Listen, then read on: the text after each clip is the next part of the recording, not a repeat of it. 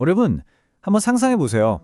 평생 동안 내가 쌓아올린 모든 걸 단 하루아침에 버릴 수 있을까요? 써머신 몸의 고전, 달과 육펜스는 바로 이 무서운 질문에서 시작합니다.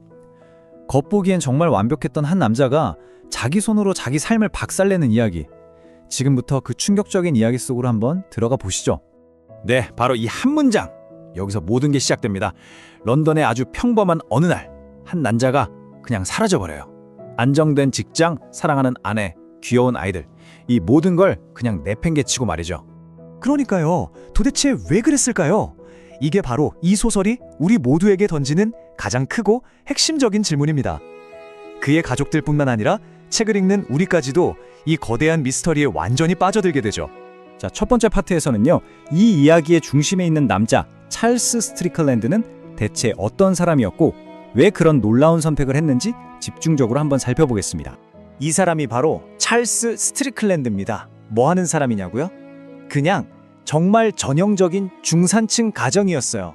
삶의 어떤 문제도 어떤 균열도 없어 보였죠. 하지만 그 누구도 몰랐던 겁니다. 이 평범한 사람의 내면에서 어마어마한 폭풍이 몰아치고 있었다는 사실을요. 자, 주변 사람들은 어떻게 생각했을까요? 당연히 뻔한 상상을 했죠. 아, 젊은 여자랑 바람나서 도망갔구나. 아니면 엄청난 빚을 져서 야반도주했나? 이런 상식적인 추측들이요. 하지만 이 모든 건 다 틀렸습니다. 진실은요, 사람들 상상을 아득히 뛰어넘는 것이었죠. 자, 이제 이 소설의 제목이자 핵심 주제를 통해서 그의 선택을 조금 더 깊이 이해해 볼 시간입니다. 스트리클랜드가 내놓은 대답은 정말 기가 막히게도 딱 이거였습니다. 다른 어떤 설명도 변명도 없었어요. 그냥 그려야만 한다는 겁니다. 거부할 수 없는 미칠 것 같은 내면의 충동. 아니, 이게 다라고요? 정말 황당하죠?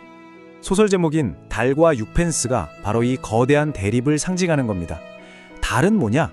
저 하늘에 떠있는 손에 잡히지 않는 이상, 바로 스트리클랜드가 미치도록 갈망했던 순수한 예술의 세계를 뜻하고요. 반면에 육펜스는요, 주머니 속에서 짤랑거리는 동전, 즉 돈, 멍해, 가족 같은 아주 현실적이고 세속적인 가치를 의미합니다. 이 표를 보시면 극명하게 드러나죠. 왼쪽 육펜스의 세계는 안정, 가족, 사회적 평판, 우리가 아는 그런 평범한 행복이에요. 그런데 오른쪽 달의 세계는 어떻습니까? 가난, 집착, 그리고 끔찍한 고독으로 가득 차 있죠.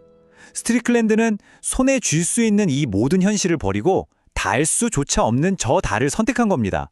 하지만 문제는 그의 이런 선택이 자기 혼자만의 일이 아니었다는 겁니다. 스트리클랜드의 그 무시무시한 집착이 주변 사람들의 삶을 어떻게 망가뜨렸는지 한번 보시죠. 파리에서 정말 끔찍한 일이 벌어지는데요. 자신을 걷어준 유일한 친구, 스트로브의 가정을 그야말로 풍비박산 내버립니다. 친구의 아내를 유혹하고 그녀를 모델로 실컷 이용한 다음에는 헌신짝처럼 버리죠. 결국 그 여인은 스스로 목숨을 끊습니다. 그의 예술로 가는 길에는 이렇게 타인의 희생에 깔려 있었던 거죠. 여기서 진짜 소름 돋는 건 바로 스트리클랜드의 태도예요. 자기 때문에 한 사람이 죽었는데 눈 하나 깜짝하지 않습니다. 죄책감? 후회? 그런 건 전혀 없어요. 이건 일반적인 도덕관념으로는 도저히 이해할 수가 없는 모습이죠. 여러분은 어떻게 생각하세요? 예술이라는 이름으로 이게 다 용서가 될까요? 소설 속에서 이 모든 걸 지켜본 화자가 결국 폭발해서 이렇게 외칩니다. 이건 아마 우리 모두의 마음을 대변하는 말일 거예요. 그의 천재성을 인정하면서도 그 인간 자체는 혐오할 수밖에 없는 거죠. 자, 그럼 이렇게까지 극단적이고 강렬한 캐릭터가 그냥 상상 속에서만 나왔을까요? 그럴 리가 없죠. 이 스트리클랜드라는 인물 뒤에 숨어있는 실존 인물을 만나보겠습니다. 아마 많이들 들어보셨을 텐데 이 스트리클랜드라는 인물은 실존 화가 폴 고갱의 삶을 모델로 하고 있어요. 하지만 이게 중요합니다. 작가는 고갱의 삶을 그대로 따라 쓴 게 아니에요. 고갱이라는 재료를 가지고 예술이란 무엇인가 라는 더 큰 이야기를 하고 싶었던 거죠. 둘의 삶이 정말 비슷하긴 한데 결정적인 차이점들이 있어요. 보세요. 소설 속 스트리클랜드는 마흔에 갑자기 유레카하고 그림에 미치잖아요. 근데 실제 고갱은 그전부터 오랫동안 그림을 그려왔던 사람이죠. 또 스트리클랜드는 명성에 1도 관심 없지만 실제 고갱은 세상의 인정을 엄청나게 갈구했습니다. 작가는 현실의 고갱보다 훨씬 더 극단적이고 신화적인 예술가 캐릭터를 만들어낸 거예요. 결국 스트리클랜드는 한 명의 인간이라기보다는 순수한 예술가라는 하나의 이상, 하나의 신화에 가깝습니다. 세속적인 모든 것으로부터 완벽하게 자유로운 오직 예술만을 위해 존재하는 그런 인물. 이건 사실 현실의 고갱조차도 도달하지 못했던 경지였죠. 이제 이야기의 마지막, 스트리클랜드의 마지막 여정으로 가보겠습니다. 그리고 이 소설이 우리에게 남기는 아주 묵직한 질문을 마주하게 될 겁니다. 문명을 완전히 등지고 타히티 섬으로 간 스트리클랜드는 거기서 어쩌면 처음으로 평화를 찾았을지도 모릅니다. 그는 깊은 고독 속에서 자기 예술의 마지막을 불태우기 시작합니다. 하지만 그의 마지막은 정말 상상 이상으로 극적입니다. 끔찍한 병에 걸려서 시력을 잃게 돼요. 그런데 그 고통 속에서 자신이 살던 오두막벽 전체에 그림을 그립니다. 그의 모든 걸 쏟아부은 마지막 걸작이죠. 그리고 죽기 직전에 정말 믿을 수 없는 유언을 남깁니다. 자기가 죽으면 이 오두막을 통째로 불태워버리라고요. 이 그림이 불타기 전에 이걸 우연히 본 의사가 딱 한 명 있었어요. 그 사람이 남긴 말이 이겁니다.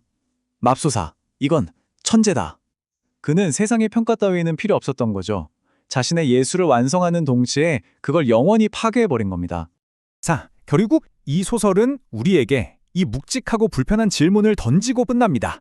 한 천재가 남긴 숭고한 예술, 그걸 위해서 그 과정에서 벌어진 수많은 비인간적인 행동과 다른 사람들의 희생을 과연 우리가 정당하다고 말할 수 있을까요? 스트리클랜드의 삶을 위대했다고 할 수 있을까요? 정답은 없습니다. 이제 이 질문에 대한 답은 오롯이 우리 각자의 몫으로 남습니다.